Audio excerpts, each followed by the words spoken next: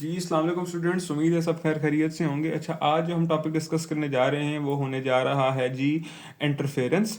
Interference basically हम लोग यहाँ पे इस टॉपिक में साउंड वेव्स की डिस्कस करेंगे। ठीक है, इंटरफेरेंस आपने पिछले टॉपिक में पढ़ा हुआ होगा कि प्रिंसिपल ऑफ सुपरपोजिशन में कि जब आपके पास दो वेव्स इस तरह की दो वेव्स सुपर इम्पोज करती हैं जिनकी फ्रीक्वेंसी सेम होती है। ठीक है जी, सुपरपोजिशन ऐसी दो वेव्स की कि जिनके आपके पास फ्रीक्वेंसी सेम होनी चाहिए। ठीक है, फ्रीक्वेंसी अगर आपके पास दो वेव्स की सेम होगी तो हम कहेंगे, और वो सेम डायरेक्शन में भी ट्रैवल कर रही होंगी और वो दोनों सुपर इम्पोज होती हैं, तो of having same direction and frequency. ठीक है, तो वो हम कहते हैं क्या होने जा रही है जी, इंटरफेरेंस होने जा रही है। अच्छा, बेसिक बेसिक चीज़ें इंटरफेरेंस की डिस्कस कर लेते हैं, फिर हम कॉम्प्लेक्सिटीज़ में डाइव इन करेंगे। अच्छा, पहली चीज़ आ जाती है कि इंटरफेरेंस की बेसिकली आपके पास ये बातें आपको पहले से पता होंगी, पहले हम लोग क्लास में डिस्कस कर चुके हैं 9th चैप्टर के डिस्कशन में, कि इंटरफेरेंस की आपके पास बेसिकली दो टाइप्स होती हैं। ठीक है जी, एक आ गई जी कंस्ट्रक्टिव और एक आपके पास आ गई जी डिस्ट्रक्टिव। ठीक है जी, कंस्ट्रक्टिव क्या होती है, डिस्ट्रक्टिव क्या होती है, आपको पता है कि जिसमें एम्पलीट्यूड दो वेव्स के जो आते हैं वो दोनों क्रस्ट और क्रस्ट से मिल जाता है, ट्रफ ट्रफ से मिल जाता है, तो आपके पास जो होती है वो कंस्ट्रक्टिव इंटरफेरेंस हो जाती है। जब क्रस्ट ट्रफ से मिलता है और ट्रफ क्रस्ट से मिलता है तो आपके पास जी डिस्ट्रक्टिव इंटरफेरेंस हो जाती है। ठीक है, अच्छा जी, कंस्ट्रक्टिव इंटरफेरेंस के केस में वेव बढ़ जाती है, डिस्ट्रक्टिव इंटरफेरेंस के केस में वेव छोटी हो जाती है या फ्लैट हो जाती है। ठीक है, मतलब कि आपके पास मिसाल के तौर पर एक ये वेव है प्लस दिस वेव। ठीक है, इन दोनों का अगर कंस्ट्रक्टिव इंटरफेरेंस होता है तो हम कहते हैं कि ये आपके पास कुछ इस तरीके से बन जाएगी। ठीक है, अभी हम ट्रांसवर्स वेव्स की बात कर रहे हैं आसानी के लिए अपने। ठीक है, अभी हम लॉन्गिट्यूडनल में वापस आते हैं, क्योंकि बेसिकली साउंड वेव जो होती है वो एक लॉन्गिट्यूडनल वेव होती है।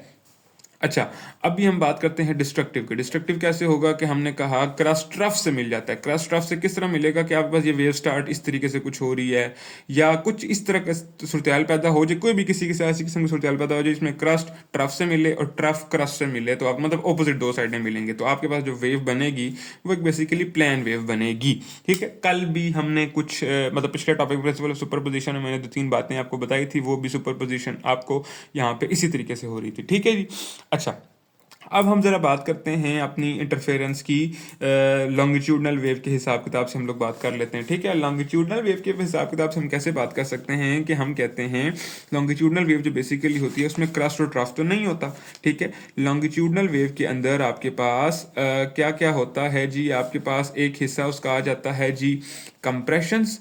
ठीक है, ठीक है जी, जिसमें उसके जो पार्टिकल्स वाइब्रेट करते हैं वो अपने क्लोजली बाउंड हो जाते हैं। ठीक है, कंप्रेस हो जाते हैं, और एक हिस्सा आ जाता है जी रेयर फैक्शंस। ठीक है जी, उसका एक हिस्सा होता है जी रेयर फैक्शन, जिसमें आपके पास पार्टिकल्स अलग अलग थोड़े से खुले खुले वाइब्रेट करते हैं। मैं अब एक वेव बनाने जा रहा हूँ लॉन्गिट्यूडनल वेव यहाँ पे, कि हम कहते हैं कि ये देखो जो वाइब्रेशन है इसमें पार्टिकल्स जो हैं साउंड जब एयर के जो जिस मीडियम में ट्रैवल कर रही होगी उस मीडियम के जो पार्टिकल्स हैं वो यूं यूं कुछ वाइब्रेट कर रहे हैं जी।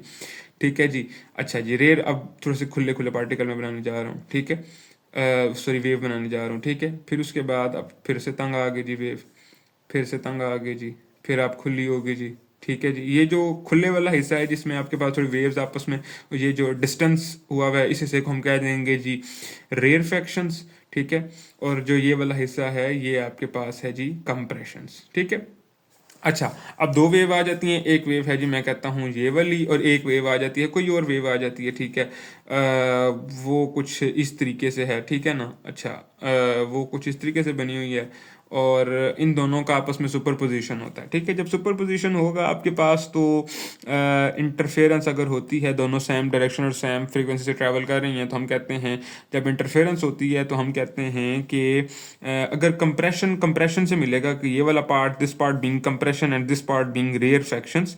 ठीक है, अगर कंप्रेशन कंप्रेशन से मिलेगा तो आपके पास यहाँ पे कंस्ट्रक्टिव इंटरफेरेंस होने जा रही है। कंस्ट्रक्टिव इंटरफेरेंस जब होती है तो आपको पता है कि वेव का एम्पलीट्यूड बढ़ जाता है, और जब डिस्ट्रक्टिव इंटरफेरेंस होगी तब ये होगा कि कंप्रेशन वाला हिस्सा जो होगा, ये वाला हिस्सा जो है आपके पास इस वाले हिस्से के साथ अगर मिल रहा है तो आपके पास हम कहते हैं कि वो डिस्ट्रक्टिव इंटरफेरेंस हो रही है। अच्छा, अब ये बात होगी जी, दो तीन बातें हम लोग और थोड़ी सी डिस्कस कर लेते हैं कि अगर आपके पास ये बातें इसी चैप्टर के शुरू की बातें जो हम पहले डिस्कस कर चुके हैं, लेकिन फिर भी इस चैप्टर का शुरू हमने बहुत पहले डिस्कस किया था, इस वजह से हम दोबारा इसको डिस्कस कर लेते हैं कि मैं दोबारा से वो बात करने जा रहा हूँ कि ट्रांसवर्स वेव से शुरू करेंगे और लॉन्गिट्यूडनल वेव वापस ले आऊँगा। ठीक है, अच्छा, मैंने एक ये वेव बना दी। ठीक है, ये वेव बना दी और आपको पता है कि सबसे पहले जब वेवलेंथ की हम डेफिनेशन पढ़ते हैं, ठीक है, लैम्डा, ठीक है, लैम्डा बीइंग वेवलेंथ। अच्छा, तो हम डेफिनेशन पढ़ते हैं, हम कहते हैं जब एक वाइब्रेशन कंप्लीट हो जाती है तो हम कहते हैं जितनी वेव की वो उस वक्त तक वो जितनी लेंथ हो चुकी होती है उसे हम वेवलेंथ का नाम देते हैं। वेव, अब यहाँ पे वेव कंप्लीट कब हो रही है जी? कंप्लीट कब होती है? जब एक क्रस्ट और एक ट्रफ गुजर चुका होता है, अब तब आपके पास ये एक वेव कंप्लीट हो जाती है, ठीक है। वन वेव बेसिकली हम जिसे कहते हैं, या हम कहते हैं वन वाइब्रेशन बेसिकली, ठीक है, वन वाइब्रेशन। अब इस वेव की कब कंप्लीट हो रही है कि हम कहते हैं ये यहाँ से शुरू हुआ, ये शुरू हुआ और यहाँ पे आपके पास आके ख़त्म हो गया, ठीक है। यहाँ पे आपके पास इस दो पार्ट्स के दरमियान क्या चल रहा है जी? आपके पास वन वेव कंप्लीट हो गया। हम कहेंगे जब आपके पास वन वेव कंप्लीट हुई है तो यहाँ तक आपके पास जो, अगर यहाँ से लेकर यहाँ तक अगर हम लेंथ मेजर करें, वो हम कहेंगे लैम्डा के इक्वल होगी, लैम्डा बीइंग वेव लेंथ, ठीक है जी। अच्छा, उसके बाद हम ये बात होगी जी, ठीक है। अच्छा, अब उसके बाद 2-3 और कन्वेंशंस भी हैं, वो भी याद रख लीजिएगा कि आपके पास अगर हम लोग, आपके पास एक ये वेव यूं वही वाली वेव मैं दोबारा बनाने जा रहा हूँ, ठीक है। अच्छा, अगर आप लोग एक क्रस्ट से लेकर, ठीक है, एक क्रस्ट से लेकर दूसरे क्रस्ट तक, ठीक है, ये क्रस्ट है, ये ट्रफ है, ये क्रस्ट है, ये ट्रफ है और ये दोबारा क्रस्ट है, ठीक है। एक क्रस्ट से लेकर दूसरे क्रस्ट तक अगर डिस्टेंस मेजर करो, ठीक है, क्रस्ट टू क्रस्ट अगर डिस्टेंस मेजर करो, ठीक है, तो वो आपके पास वेव लेंथ के इक्वल निकलता है। जो भी उस वेव की लेंथ होगी वो उसकी वेव लेंथ के इक्वल निकलेगा, ठीक है, एक क्रस्ट से लेकर दूसरे क्रस्ट तक, ठीक है। बिल्कुल इसी तरह अगर हम लोग एक ऐसी वेव बनाते हैं, यूं कुछ करके वेव बनाते हैं और ये इसी तरह आगे चलती हुई जा रही है, ठीक है। अच्छा, हमने क्या बात कर ली? क्रस्ट से लेकर क्रस्ट तक जो डिस्टेंस होगा वो किसके इक्वल होने जा रहा है जी? लैम्डा के इक्वल होने जा रहा है। बिल्कुल इसी तरह अगर हम लोग एक ट्रफ से लेकर दूसरे ट्रफ तक डिस्टेंस मेजर कर लें तो वो भी लैम्डा के इक्वल निकलना है, ठीक है जी। अच्छा, अब देखो जरा, इस क्रस्ट और इस क्रस्ट के दरमियान अगर डिस्टेंस जो है आपके पास, सॉरी मैं दोबारा से ज़रा बताता हूँ कि आपके पास अगर ये हमने एक कंप्लीट वेव बना दी, ठीक है, ये कंप्लीट वेव बना दी, ठीक है। हमने क्या अभी बात पीछे की थी? क्रस्ट से लेकर क्रस्ट तक जो डिस्टेंस है वो आपके पास किसके इक्वल है जी? लैम्डा के इक्वल है, ठीक है। इस क्रस्ट से लेकर इस क्रस्ट तक जो डिस्टेंस बन रहा है वो लैम्डा का बन रहा है, ठीक है। बिल्कुल इसी तरह हमने कहा एक ट्रफ से लेकर दूसरे ट्रफ तक अगर डिस्टेंस मेजर किया जाए तो वो भी आपके पास लैम्डा के इक्वल निकलेगा, ठीक है जी। अच्छा, अब अगर आप देखें तो यहाँ पे क्रस्ट से लेकर क्रस्ट तक लैम्डा का डिस्टेंस बन रहा है। अगर हम इस वेव को आधे रास्ते में काट दें, मतलब कि क्रस्ट से क्रस्ट तक ना लेके जाएं बल्कि आधे ट्रफ में रोक दें, तो आपके पास ये लैम्डा का हाफ निकल आएगा। देखो जरा, मतलब कि अगर यहाँ से डिस्टेंस मेजर करना शुरू करें, यहाँ तक मेजर करें, ठीक है, या यहाँ तक जहाँ पे ट्रफ आपका बन रहा है, ठीक है, यहाँ पे ट्रफ बन रहा है, बिल्कुल यहाँ पे पीक आ रहा है ट्रफ का, वहां तक अगर हम मेजर करेंगे ये लैम्डा नहीं बनेगा बल्कि लैम्डा बाय 2 बन जाएगा। इस वाली को मैं जरा यहाँ पे एक्सप्लेन करता हूँ कि एक क्रस्ट से लेकर ट्रफ तक, ट्रफ कहाँ है जी? ये जगह जी, ठीक है, ट्रफ का। अच्छा जी, क्रस्ट का पीक और ट्रफ का पीक अगर हम दोनों के दरमियान डिस्टेंस मेजर करें तो वो हमारे पास क्या निकलना है जी? लैम्डा बाय 2 का निकलना है, ठीक है। यहाँ पे कन्वेंशन क्या बन गई कि आपके पास अगर crest to crest distance measure करेंगे वो मिलेगा लैम्डा, अगर trough to trough distance measure करेंगे वो बनेगा लैम्डा, अगर क्रस्ट टू ट्रफ मेजर करेंगे तो वो बनेगा लैम्डा बाय 2। और सिमिलरली अगर हम लोग ट्रफ टू क्रस्ट मेजर करेंगे, ठीक है, वो भी क्या बनेगा? Lambda by 2। बिल्कुल इसी लॉजिक को हम लोग चिपकाने जा रहे हैं आपके पास कैसे कहते हैं, आपके पास ना लॉन्गिट्यूडनल वेव के ऊपर, ठीक है। लॉन्गिट्यूडनल वेव पे हम जब बात करेंगे तो हम कहते हैं कि एक कंप्रेशन और रेयरफेक्शन के दरमियान अगर डिस्टेंस मेजर किया जाए, ठीक है, और कंप्रेशन से कंप्रेशन तक मेजर किया जाए या रेयरफेक्शन से रेयरफेक्शन तक मेजर किया जाए, मतलब कंप्रेशन से कंप्रेशन तक मेजर किया जाए, ठीक है, कंप्रेशन सॉरी यहाँ पे आपका बनता है, ठीक है, ये यहाँ से लेकर यहाँ तक अगर मेजर किया जाए तो हम कहते हैं वो बनेगा लैम्डा के इक्वल। बिल्कुल इसी तरह अगर रेयरफेक्शन और रेयरफेक्शन के दरमियान डिस्टेंस मेजर किया जाए तो क्या बनेगा? लैम्डा का बनेगा, ठीक है। लेकिन अगर कंप्रेशन से रेयरफेक्शन का मेजर करेंगे वो लैम्डा बाय 2, मतलब दोनों अगर सेम चीज़ों के दरमियान डिस्टेंस मेजर करेंगे तो वो लैम्डा का बनेगा, मतलब कंप्रेशन टू कंप्रेशन क्या बनने जा रहा है? लैम्डा। रेयरफेक्शन टू रेयरफेक्शन बनेगा लैम्डा के इक्वल बनने जा रहा है, लेकिन कंप्रेशन टू रेयरफेक्शन मेजर करेंगे क्या बनेगा? Lambda by 2। और बिल्कुल इसी तरह रेयरफेक्शन टू कंप्रेशन मेजर करेंगे तो वो भी क्या बनेगा? लैम्डा बाय 2 बनेगा, ठीक है। अब ये कहानियां हमने क्यों सुनाई हैं? ये कहानियां हमने बिल्कुल इस वजह से सुनाई है कि अब जो नेक्स्ट चीज़ पढ़ने जा रहे हैं उसके लिए आपको इंपॉर्टेंट है, ठीक है जी। अच्छा जी, अब हम अपने नेक्स्ट प्रोसीजर की तरफ आ जाते हैं। नेक्स्ट जो हम बात करने जा रहे हैं अपना बेसिकली हम एक एक्सपेरिमेंट सा किया गया। एक्सपेरिमेंट इस तरीके का किया गया कि आपके पास बेसिकली हम कहते हैं कि यहाँ पे कोई हमने एक लगा दिया ऑडियो जनरेटर लगा दिया, ठीक है, ऑडियो जनरेटर इस जगह हमने लगा दिया, और ऑडियो जनरेटर जो है बेसिकली वो कुछ एक ख़ास किस्म की ऑडियो जनरेट कर रहा है, ठीक है, और इन दोनों स्पीकर्स को फीड कर रहा है, ठीक है, इन दोनों स्पीकर्स को फीड कर रहा है, ठीक है। जब इन दोनों स्पीकर्स को वो ऑडियो कुछ ना कुछ फीड करेगा और वो सेम ऑडियो फीड करेगा, ठीक है, दोनों को ऑडियो क्या सेम फीड करेगा, सेम फीड करेगा। अगर दोनों की और दोनों को ऑडियो सेम फीड करेगा तो दोनों स्पीकर्स जो आपके पास बाहर निकालेंगे, वेव निकालेंगे, तो वो जो आपके पास निकालने जा रहे हैं वो तो आपके पास बिल्कुल सेम फ्रीक्वेंसी की वेव निकालेंगे, और स्पीकर्स का हम रुख भी इस तरीके से करेंगे कि आपके पास ना कि वो डायरेक्शन भी उनके सेम हो जाए वेव की, ठीक है, डायरेक्शन भी सेम होगी, फ्रीक्वेंसी भी सेम हो गई। तो अब आपके पास तो ये सूरत हाल होगी कि हम कहते हैं कि जब भी कोई सुपर पोजिशन होगी इन दो वेव्स की आपस में, ठीक है, तो वो जो होने वाली है वो आपके पास हम कहते हैं होगी जो वो होगी इंटरफेरेंस वाली होगी, ठीक है। अच्छा, अब हम कहते हैं कि यहाँ पे अब ज़रा थोड़ा सा डाइव इन करते हैं इस मामले में। सबसे पहले मैं आपको ज़रा डायग्राम को एक्सप्लेन करता हूँ जो मैंने नीचे वेव्स वगैरह बनाई हुई हैं। ये क्या है बेसिकली, ये क्या है कि स्पीकर S1 से आपके पास वेव निकल रही है, ठीक है।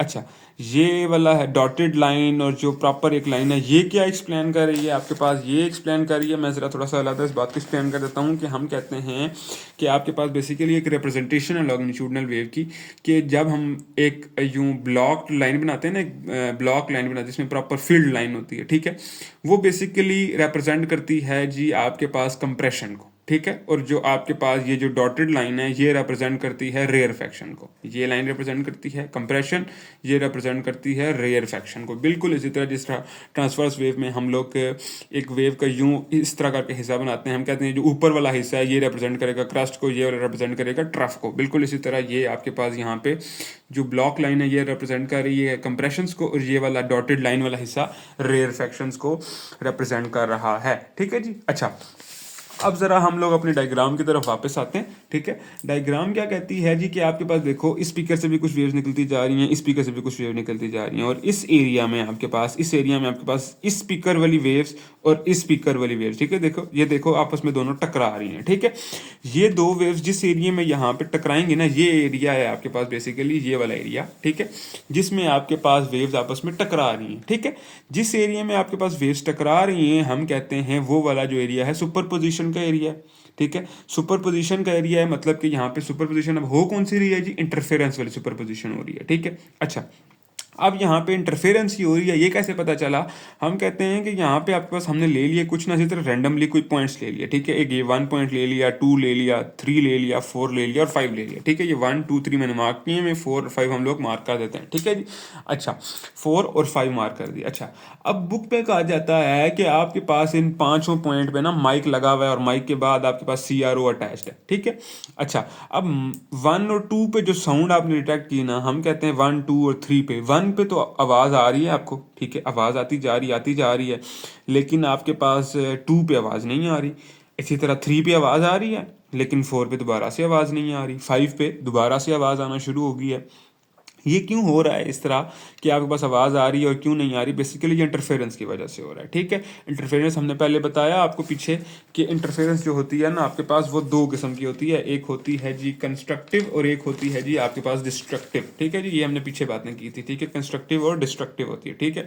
एक में वेव बढ़ जाती है और एक में वेव खत्म हो जाती है, ठीक है। अब जहाँ पे वेव बढ़ी होगी दोनों एक दूसरे को सपोर्ट कर रही होंगी, जहाँ पे कंप्रेशन और रेयरफेक्शंस दोनों मिल रहे होंगे, ठीक है, यहाँ पे कंप्रेशन और रेयरफेक्शंस मिल रहे होंगे, ठीक है ना, वहां पे हम कहते हैं जी आपके पास हो रही होगी कंस्ट्रक्टिव इंटरफेरेंस, तो आवाज़ सुनाई दे रही होगी। जहां पे आपके पास कंप्रेशन और रेयरफेक्शंस नहीं बल्कि कंप्रेशन और रेयरफेक्शंस आपस में मिलेंगे, उसमें हम कहते हैं जी आपके पास डिस्ट्रक्टिव इंटरफेरेंस हो जाएगी, तो आपके पास क्या हो जाना है, यहाँ पे आवाज़ नहीं सुनाई दे रही होगी, ठीक है। वापस चलते हैं जरा अपनी बात की तरफ। अब यहाँ पे जरा देखो, एक तो ये निशानी आ गई ना, हमने यहाँ पे अब ये रैंडमली पॉइंट्स ले लिए। बुक्स में डिफरेंट पॉइंट भी आ सकते हैं, अब ये पॉसिबल ही नहीं है कि मैं बिल्कुल बुक की तरह सिमिलरली बिल्कुल एक एग्जैक्ट डायग्राम बनाऊं, बड़ा मुश्किल काम है। आप भी अगर लोग भी अगर अपने पेपर्स में या फिर नेक्स्ट किसी असाइनमेंट वगैरह में अगर इस तरह डायग्राम बनाते हैं और कैलकुलेशन वगैरह करते हैं जो हम भी नेक्स्ट करने जा रहे हैं, तो वो डिफरेंट हो सकती हैं बुक से, लेकिन वो ठीक होनी चाहिए, ठीक है। मेरी भी कैलकुलेशन ठीक होंगी, बिल्कुल एग्जैक्टली बुक के साथ मैच नहीं करेंगी ये वाली, ठीक है, क्योंकि ये डायग्राम बिल्कुल एग्जैक्ट रेप्लिकेट करना थोड़ा सा मुश्किल काम है। तो ये आप लोगों ने इस बात से घबराना नहीं है कि सर ने पॉइंट्स कुछ और लिए हैं, बुक ने कुछ और पॉइंट्स लिए हैं, ठीक है।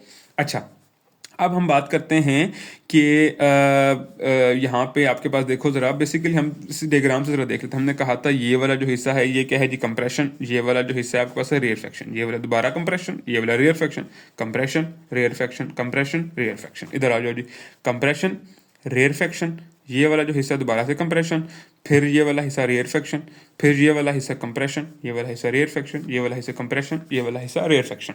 अच्छा, आप ज़रा देखो इस डायग्राम के ज़रिए हमारे पास ये जो पहला पॉइंट है ये कहाँ मीट कर रहा है जी। देखो जी, ये वाली रेयरफेक्शन है, ये जो डॉटेड लाइन जा रही है ये रेयरफेक्शन जा रही है, ठीक है। और दूसरी वेव जो मिल रही है आपके पास यहाँ पे, दूसरी वेव का कौन सा वाला हिस्सा मिल रहा है, ये वाला हिस्सा। दोनों के डॉटेड वाली लाइंस मिल रही हैं, ठीक है। दोनों की डॉटेड वाली लाइंस मिल रही हैं, ठीक है। दोनों की डॉटेड लाइन मिलने का मतलब है कि पहले पॉइंट पे आपके पास बेसिकली रेयरफेक्शंस और रेयरफेक्शंस मीट हो रहे हैं। अब जब रेयरफेक्शंस और रेयरफेक्शंस मीट होंगे तो आपके पास कौन सी इंटरफेरेंस होने जा रही है जी, कंस्ट्रक्टिव इंटरफेरेंस होने जा रही है, ठीक है। अच्छा, कंस्ट्रक्टिव इंटरफेरेंस होगी तो जाहिर सी बात है आवाज़ सुनाई देगी। हमने कहा था 1 पे आवाज़ सुनाई देती है। 2 पे अब देखो जरा, ये देखो इस वेव का कौन सा वाला हिस्सा आ रहा है जी, कंप्रेशन वाला हिस्सा आ रहा है। दूसरी वेव का कौन सा हिस्सा आ रहा है जी, ये देखो रेयरफेक्शन। एक डॉटेड लाइन और एक दूसरी लाइन मिल रही है 2 पॉइंट पे, ठीक है। कंप्रेशन और रेयरफेक्शन मिल रहा है तो आपके पास कौन सी इंटरफेरेंस हो जानी है जी, डिस्ट्रक्टिव इंटरफेरेंस। कौन से पॉइंट पे जी, 2 पॉइंट पे जी। 3 पे क्या हो रहा है जी आपके पास, ये देखो ये वाली लाइन ब्लॉक लाइन और ये वाली लाइन, दो ब्लॉक लाइंस मिल रही है, मतलब कि कंप्रेशन और कंप्रेशन मिल रहा है आपके पास। बेसिकली ये भी क्या हो गया जी, कंस्ट्रक्टिव इंटरफेरेंस, ठीक है जी। अच्छा, कंस्ट्रक्टिव इंटरफेरेंस दोनों में हो रहा है, हम कहते हैं 4 और 5 में बिल्कुल सिमिलरली इसी तरह आपके पास प्रोसीजर हो रहा होगा। अच्छा जी, अब एक और बात भी आप लोगों ने पढ़ी होगी पहले से कि अगर आपके पास दो वेव्स जो हैं बेसिकली वो इससे इंटरफेयर करती हैं, ठीक है। इंटरफेरेंस करेंगी तो दोनों वेव्स का अब जाहिर सी बात है एक की पाथ लेंथ कुछ और होगा और एक का पाथ लेंथ कुछ और होगा, ठीक है। मिसाल के तौर पर एक को ज़्यादा पाथ चल के आई हुई है, एक को कम पाथ चल के आई हुई है, ठीक है, और दोनों आपस में टकरा गई, ठीक है। अब उन दोनों पाथ, एक को ज़्यादा टकरा के आई हुई है, एक को कम एक ज़्यादा सफ़र करके आई हुई है, कम सफ़र करके आई हुई है। अगर दोनों का हम पाथ डिफरेंस मालूम कर लें, पाथ डिफरेंस मतलब कि उन दोनों के दरमियान डिफरेंस कितना है पाथ का, ठीक है, तो हमें पता चल जाएगा कि आपके पास बेसिकली वो कंस्ट्रक्टिव है या डिस्ट्रक्टिव है। ये हम बात जरा भी करते हैं, ठीक है जी। अच्छा, हम कहते हैं पाथ डिफरेंस कैसे मालूम करना है। पाथ डिफरेंस हम कहते हैं, पाथ डिफरेंस को हम लोग नाम दे देते हैं जी, डेल्टा एस का नाम दे देते हैं, ठीक है जी। डेल्टा एस का नाम दे देते हैं। डेल्टा एस क्या है जी आपके पास, मैं कहता हूँ ये पॉइंट है P1, ये पॉइंट है P2, P3, P4, P5। P1 हम बेसिकली अब कैलकुलेशन करने जा रहे हैं, जरा गौर कीजिएगा, ठीक है। अभी हम वो पीछे वाला कॉन्सेप्ट यूज़ करने जा रहे हैं जो हमने शुरू में पढ़ा था, ये वाला कॉन्सेप्ट, ये वाला जो कॉन्सेप्ट हमने अभी थोड़े डेवलप किए था ना, ठीक है जी, हम लोग अभी पढ़ने जा रहे हैं, ठीक है। अच्छा, अब हम लोग कहते हैं कि अच्छा, डेल्टा एस जो है आपके पास, हमने कहा जी वो क्या है जी, पाथ डिफरेंस है। और पाथ डिफरेंस क्या होगा, बेसिकली आपके पास स्पीकर 1 से लेकर पॉइंट 1 तक जो डिफरेंस है, स्पीकर 1 से लेकर पॉइंट P1 तक डिफरेंस को मैं सॉरी पाथ लेंथ को मैं कह देता हूँ जी S1 से लेकर P1 तक, S1 से लेकर P1 तक जो डिस्टेंस है उसको मैं ये ले लेता हूँ जी, ठीक है जी। और ये एक डिस्टेंस आ गया S1 P1, और फिलहाल इसको रहने देते हैं, ठीक है। अच्छा, इसको ज़रा साइड पे करो, ठीक है। S1 P1 कहाँ से डिस्टेंस आ गया, यहाँ से स्पीकर से लेकर पॉइंट 1 तक डिस्टेंस आ गया, ठीक है। अच्छा, अब स्पीकर 2 से लेकर भी यहाँ तक भी कोई ना कोई वेव आई है, दो वेव आई हैं जो टकराई हैं, एक इधर वाली वेव आई है, एक इधर वाली वेव आई है, ठीक है। एक इस स्पीकर से इस वेव का डिस्टेंस मेजर कर लेंगे और एक स्पीकर से इस वेव का डिस्टेंस मेजर कर लेंगे, ठीक है, और दोनों का पाथ डिफरेंस मालूम कर लेंगे, ठीक है। अच्छा, इस स्पीकर से आपके पास इस पॉइंट तक कितना आपके पास पाथ आ गया, मैं कहता हूँ यहाँ से लेकर यहाँ तक का क्या आ जाएगा जी, S2 P1 आ जाएगा, ठीक है। मतलब कि देखो आपके पास हमने क्या बात की, स्पीकर S1 का पॉइंट 1 से किया, जितना पाथ था उसको हमने S1 P1 का नाम दे दिया, और जो आपके पास स्पीकर 2 से लेकर पॉइंट 1 तक आपके पास डिस्टेंस है उसको हमने S2 P1 का नाम दे दिया, ठीक है। अच्छा, जब इन दोनों को हम माइनस कर देंगे तो आपके पास ये पाथ डिफरेंस आ जाएगा, ये एक का पाथ आ गया, ये दूसरे का पाथ आ गया, दोनों को माइनस कर देंगे, पाथ डिफरेंस आ जाएगा। Delta S is equal to S2 P1 minus S1 P1। अच्छा जी, अब पाथ डिफरेंस ज़रा हम मालूम करेंगे, और कैसे करेंगे ये ज़रा आप लोगों ने आंखें खोल के और कान शान दिमाग हाजिर करके देखना है, ठीक है जी। अच्छा, अब इस डायग्राम से हम नोट करने जा रहे हैं। अभी हमने पीछे क्या बात की जी, यहाँ पे बात की कि एक कंप्रेशन से दूसरे कंप्रेशन तक का डिस्टेंस कितना होगा लैम्डा का, एक रेयरफेक्शन से दूसरे रेयरफेक्शन तक λ/2, कंप्रेशन से रेयरफेक्शन तक λ/2, रेयरफेक्शन से कंप्रेशन का λ/2। इस बात को ज़रा याद रखना है, ठीक है। अच्छा, अब देखो ज़रा, हमने पहले इस साइड से डिस्टेंस मेजर कर लेंगे इस पॉइंट का, और फिर इस साइड से मेजर कर लेंगे इस पॉइंट का, ठीक है। जब जब नेक्स्ट पॉइंट की कैलकुलेशन करेंगे, पहले एक ही साइड से मेजर कर लेंगे, एक ही साइड से मेजर कर लेंगे, फिर उससे नेक्स्ट मेजर करेंगे, एक इधर से, एक इधर से, एक इधर से, एक इधर से, ठीक है जी। अच्छा, अभी हम लोग ज़रा इधर से ले लेते हैं, फिर हम लोग इधर से भी ले लेंगे, ठीक है। पहले हम लोग इस वाली साइड का ले लेते हैं। इस वाली साइड का मतलब है कि हमारे पास S1 P1 की वैल्यू मालूम करने लगे हैं। जब इस साइड का मालूम करेंगे तो S2 P1 हमारे पास आ जाएगा, ठीक है। अच्छा, पहली साइड से ले लेते हैं हम। देखो, ये पहला कंप्रेशन से लेकर यहाँ से कंप्रेशन तक हमने भी क्या बात की जी, डिस्टेंस कितना होगा, लैम्डा तक हो जाएगा, ठीक है। यहाँ से लेकर कंप्रेशन तक का डिस्टेंस कितना होगा जी, लैम्डा का डिस्टेंस हो गया। हमने कहा यहाँ से लेकर कंप्रेशन तक लैम्डा का डिस्टेंस। अब कंप्रेशन से रेयर फ्रैक्शन आगे एक नेक्स्ट आ गया, यहाँ से लेकर यहाँ तक का डिस्टेंस कितना हो जाएगा, λ/2 का डिस्टेंस हो जाएगा, ठीक है। दो डिस्टेंस आ गए S1 P1 के, कौन कौन से आ गए जी, लैम्डा, एक लैम्डा आ गया और एक क्या आ गया जी, λ/2 आ गया, ठीक है। अच्छा जी, इसी तरह S2P1 क्या होने जा रहा है, इन दोनों को हम माइनस करेंगे तो बाजरा देख लेंगे, ठीक है। S2P1 क्या हो जाएगा, अब इसका इस पॉइंट से डिफरेंस देखो जी, इस पॉइंट का इस पॉइंट से क्या डिफरेंस है, देखो यहाँ से लेकर यहाँ, यहाँ से लेकर यहाँ, और यहाँ से यहाँ, और यहाँ से यहाँ। ये देखो जरा, कंप्रेशन से कंप्रेशन तक जाएंगे, यहाँ से यहाँ तक डिस्टेंस कितना आ जाएगा, लैम्डा। इस कंप्रेशन से फिर आगे जाएंगे, लैम्डा और λ/2 लैम्डा। फिर इस कंप्रेशन से अगले कंप्रेशन तक चले जाएंगे, क्या बन जाएगा जी, 3 लैम्डा, ठीक है। अच्छा जी, 3 लैम्डा। और उसके बाद हम लोग बात करेंगे, अब हमें इस पॉइंट तक जाना है। इस पॉइंट तक जाने के लिए हमें क्या करना पड़ेगा, कंप्रेशन से रेयर फ्रैक्शन तक जाना पड़ेगा, ठीक है। यहाँ से यहाँ तक कितना हो गया था, यहाँ से लेकर यहाँ तक हो गया था 3 लैम्डा। 3 लैम्डा और आगे क्या बन गया पार्ट, λ/2 बन गया, ठीक है। 3 लैम्डा प्लस λ/2 बन गया, ठीक है। ये दो आपके पास डिस्टेंसेस आ गए, ठीक है। इन दो डिस्टेंसेस को अगर हम माइनस कर लेंगे तो आपके पास पाथ डिफरेंस आ जाएगा, ठीक है। अच्छा, इसी तरह हम कहते हैं ये क्या बन जाएगा, 3 लैम्डा बन जाएगा, 2 एलसीएम लेंगे 2, 6 लैम्डा प्लस लैम्डा, ये बन जाएगा जी 7 λ/2 बन जाएगा, ठीक है। बिल्कुल इसी तरह ये क्या बन जाएगा आपके पास, 3 लैम्डा प्लस λ/2, और ये बन जाएगा जी 4 λ/2। हमने अब बेसिकली दोनों को माइनस करना है। S2P1 की वैल्यू ये आ गई, S1P1 की वैल्यू ये आ गई, ठीक है। दोनों को जब डेल्टा S मेजर करेंगे, S2P1 ये, S1P1 ये, ठीक है जी। जब दोनों को माइनस करेंगे, S7 λ/2 माइनस 4 λ/2 करेंगे तो आपके पास क्या बनने जा रहा है जी, आपके पास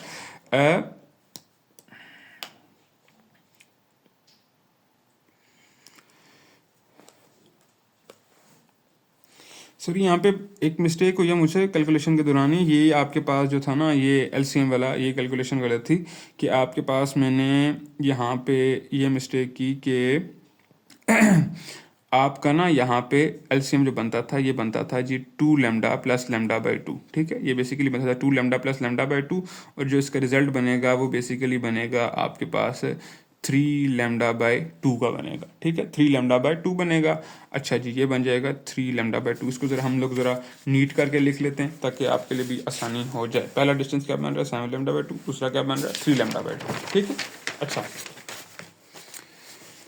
ये आपके पास आ गया, एक डिस्टेंस आ गया डेल्टा S = 7 λ/2 माइनस 3 λ/2 आ गया, ठीक है जी। अच्छा जी, अब हम बात कर लेते हैं एलसीएम यहाँ पे लेंगे तो ये क्या बन जाएगा, 7 - 3 = 7 लैम्डा माइनस 3 λ/2, ये बन जाएगा जी 4 λ/2, ये बन जाएगा 2 2 ज़र 4, और ये बन जाएगा 2 लैम्डा, ठीक है जी, 2 लैम्डा बन गया। अच्छा, बिल्कुल इसी तरह हम लोग जब दूसरे पार्ट की कैलकुलेशन करेंगे, दूसरे पार्ट बीइंग 2 सेकंड पॉइंट, ठीक है। सेकंड पॉइंट की कैलकुलेशन करेंगे तो वो भी ऐसे ही होगी जी, ठीक है जी। डेल्टा S = क्या होने जा रहा है जी, आपके पास फार्मूला क्या लगने जा रहा है जी, डेल्टा S, उसमें भी फार्मूला ये लगेगा S2, उसमें लगने जा रहा है S2P2 माइनस S1P2। जहाँ जहाँ पे P1 लिखा होता है वहाँ वहाँ हमने सिंपली P2 लिख दिया, ठीक है।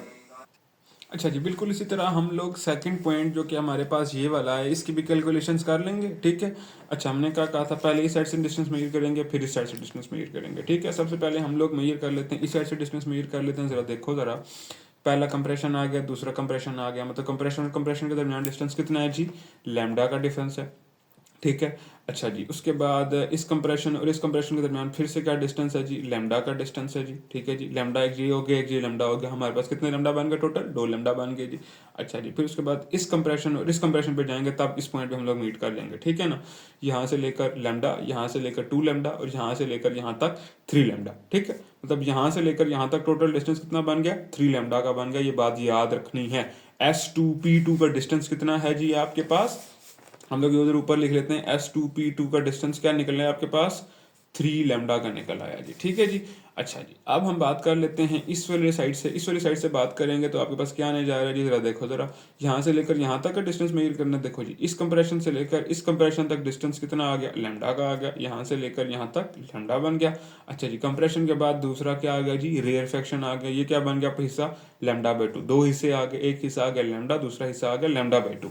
ठीक है जी। अब S1 P2 का डिस्टेंस आपके पास क्या आ गया जी, आपके पास एक तो लैम्डा आ गया और दूसरा हिस्सा इसका क्या था, लैम्डा/2, जो कि बन जाएगा आपके पास टोटली 3 लैम्डा/2 बन जाएगा। ठीक है, ये S2P2 3 लैम्डा और ये 3 लैम्डा/2 बन जाएगा। ठीक है। अच्छा जी, अब हम बात कर लेते हैं, अब ज़रा आगे हम लोग कैलकुलेशन पे आते हैं। और ये ज़रा कैलकुलेशन हमारे पास वही पड़ी हुई है पहले से, मैंने थोड़ी सी जल्दी से पहले कर दी थी कि आपके पास हम कहते हैं कि delta is equal to S2P2 minus S1P2। ठीक है जी। पहला हमारे पास डिस्टेंस क्या आ गया था, S2P2 की वैल्यू हमने पीछे क्या लिखी थी, अगर आपको याद हो, 3 लैम्डा, और दूसरी वैल्यू हमने क्या लिखी थी, 3 लैम्डा/2। जब हम सारी कैल्शियम लेंगे तो क्या बन जाएगा, 3 लैम्डा/2। अच्छा जी, पहले केस में हमारे पास रिजल्ट क्या निकला था, 2 लैम्डा। इस केस में क्या निकला था जी, 3 लैम्डा/2। ये वाला केस कौन सा था, जो 0.1 वाला केस था। अच्छा जी, ये वाला केस कौन सा था जी, 0.2 वाला। 0.1 पे आवाज़ सुनाई दे रही थी, 0.2 पे आवाज़ सुनाई नहीं दे रही थी, अगर आप लोग सही से रिकॉल कर सकते हैं। 3 पे दोबारा से आवाज़ सुनाई दे रही थी। ठीक है। 4 पे फिर से आवाज़ नहीं सुनाई दे रही थी, हमने कहा था। 5 पे फिर से सुनाई देना शुरू हो गई थी। और अगर आपको याद हो तो हमने ये भी बात की थी कि आपके पास यहाँ पे, ये हमने बात की थी, मैं भी जरा आपको दिखाता हूँ कि हम कहते हैं फर्स्ट पॉइंट पे आपके पास जो थे रेयरफेक्शन बीच कर रहे थे, इसलिए आवाज़ आ रही थी क्योंकि कंस्ट्रक्टिव इंटरफेरेंस होगी। सेकंड पे इसलिए आवाज़ नहीं आ रही थी क्योंकि कंप्रेशन और रेयरफेक्शन बीच हो रहे थे, और आपके पास डिस्ट्रक्टिव इंटरफेरेंस होती है। सिमिलरली आपके पास ये सारा का सारा सामने लिखा पड़ा है। ठीक है जी। अच्छा जी, अब यहाँ पे हमारे पास, यहाँ पे जो मैथमेटिकली जो बात हमारे पास सामने आई वो ये आई, जब हम 1 की कैलकुलेशन करते हैं हमारे पास ये निकला रिजल्ट, 2 की कैलकुलेशन करते हैं 3 लैम्डा/2 निकलता है।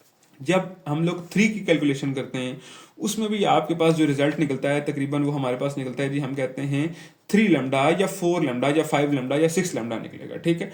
अच्छा, अब अगर हम इसकी बात करते हैं तो आपके पास दोबारा से बिल्कुल जिस तरह इसका रिजल्ट निकला ना, 2 का रिजल्ट निकला है, बाय की फॉर्म में आया। बाय की फॉर्म से हम क्या लेते हैं, बाय 2 की फॉर्म में आया। ठीक है, बाय 2 की फॉर्म में आया। ठीक है, इसका रिजल्ट दोबारा से क्या निकल आया जी, हम कहते हैं जी 5 लैम्डा/2। बेसिकली बाय की फॉर्म में और बाय के साथ नीचे 2 आएगा। ठीक है। अच्छा, और इसका दोबारा से आपके पास मैंने कहा था 5 लैम्डा आ जाएगा या 6 लैम्डा आ जाएगा। ठीक है, मतलब इस तरह आएगा कि प्रॉपर एक नंबर आएगा, बाय 2 साथ नहीं आएगा। ठीक है, जब बाय 2 साथ आ जाएगा ना तो आप लोगों ने याद रखना है कि वो हो जाएगी डिस्ट्रक्टिव इंटरफेरेंस। ठीक है, अभी हम लोगों ने पीछे डिस्कस किया हुआ था डिस्ट्रक्टिव इंटरफेरेंस यहाँ पे कैसे हो रहे थे। ठीक है, और ये मैथमेटिकली आपको बात चली, जब आपके पास जो पाथ डिफरेंस है बाय 2 की फॉर्म में आएगा ना, ठीक है, तो वो आ जाएगी जी वो डिस्ट्रक्टिव इंटरफेरेंस हो जाएगी। और जब आपके पास बाय 2 की फॉर्म में नहीं आएगा तो वो आ जाएगी जी डिस्ट्रक्टिव इंटरफेरेंस। ठीक है जी। कंस्ट्रक्टिव इंटरफेरेंस में हमने क्या कहा जी, लैम्डा सिंपली बनाएगा, या 1 लैम्डा आएगा, ठीक है, या 2 लैम्डा आएगा, या 3 लैम्डा आएगा, या 4 लैम्डा आएगा, या 5 लैम्डा अप टू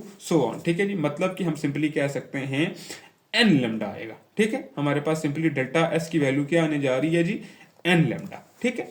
अच्छा जी, डिस्ट्रक्टिव में आपके पास हमने क्या कहा जी, या तो लैम्डा/2 आएगा, या तो 3 लैम्डा/2 आएगा, या तो 5 लैम्डा/2 आएगा, या तो 7 लैम्डा/2 आएगा अप टू सो ऑन। ठीक है, ऑड नंबर होगा, साथ एक ऑड नंबर होगा और साथ आपके पास क्या होगा, बाय 2 होगा। क्योंकि इवन नंबर होता तो ये 2 के साथ वो इवन नंबर कैंसिल हो जाता है, जो बाय 2 वाला खत्म हो जाता है ना। ठीक है ना, तो इसलिए बेसिकली इवन नंबर ऊपर नहीं आ रहा, अगर आप लॉजिक समझ नहीं पा रहे। ठीक है, तो इसको भी हम लोग एक बेसिकली जनरल फॉर्म में लिख लेते हैं। इसकी जनरल फॉर्म हम लोग रखते हैं जी n+1/2 लैम्डा। ठीक है, जब आपके पास, और n बीइंग आपके पास कुछ भी हो सकता है, n की वैल्यू हम लोग ले सकते हैं जी n is equal to 0 +-1 +-2 +-3 up to so on. ठीक है जी, बिल्कुल इसी तरह यहाँ पे भी n is equal to 0 1 2 3 +-1 +-2 +-3 up to so on. ठीक है जी, यहाँ पे भी आपके पास +-1 +-2 +-3 आ जाएगा। ठीक है, और यहाँ पे भी n की वैल्यू दोनों जगह सेम होंगी, सिर्फ इक्वेशन का डिफरेंस है। ठीक है, जहाँ पे बाय की फॉर्म में नहीं आएगा वो कंस्ट्रक्टिव है, जिसमें बाय की फॉर्म में आएगा वो आपके पास आ जाएगा डिस्ट्रक्टिव इंटरफेरेंस। ठीक है जी, उम्मीद है कि आपको इंटरफेरेंस वाला टॉपिक समझ आया होगा। अब नेक्स्ट टॉपिक में मिलते हैं इंशाल्लाह, और नेक्स्ट टॉपिक हमारा होने जा रहा है जी बीट्स।